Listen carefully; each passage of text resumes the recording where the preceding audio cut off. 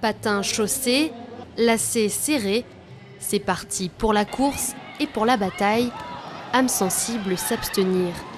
Voici le roller derby, un sport de contact féminin né aux États-Unis et qui fait de plus en plus d'adeptes, y compris ici à Sydney. Ces Australiennes s'apprêtent à participer à la toute première Coupe du Monde de cette discipline. On est plutôt doué par rapport au reste du monde et par rapport à l'expérience qu'on a. Certains pays ne font du roller derby que depuis quelques années, alors j'espère qu'on va assurer et remporter quelques courses. Dans les années 60, un groupe de féministes veut prouver que les femmes peuvent elles aussi avoir un sport de contact agressif et tactique. Elles s'emparent du roller derby, sport mixte à l'origine. Pendant la course, 2 groupes de 5 joueuses s'affrontent. Parmi elles, 2 jammeuses sont chargées de marquer des points pour leur équipe en doublant leurs adversaires.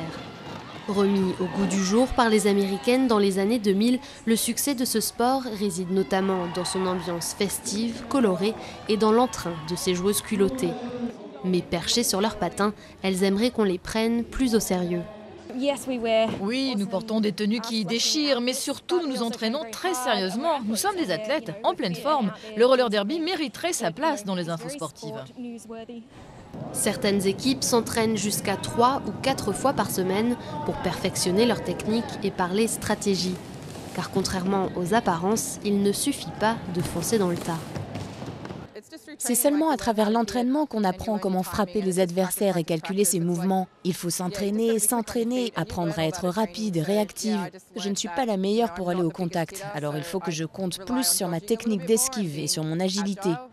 En Australie, les fans de roller derby sont de plus en plus nombreuses.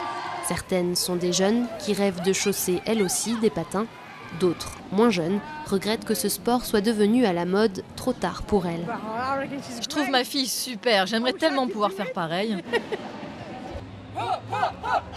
Les Australiennes espèrent briller lors du championnat du monde à Toronto et ne retirer leurs patins que pour monter sur le podium.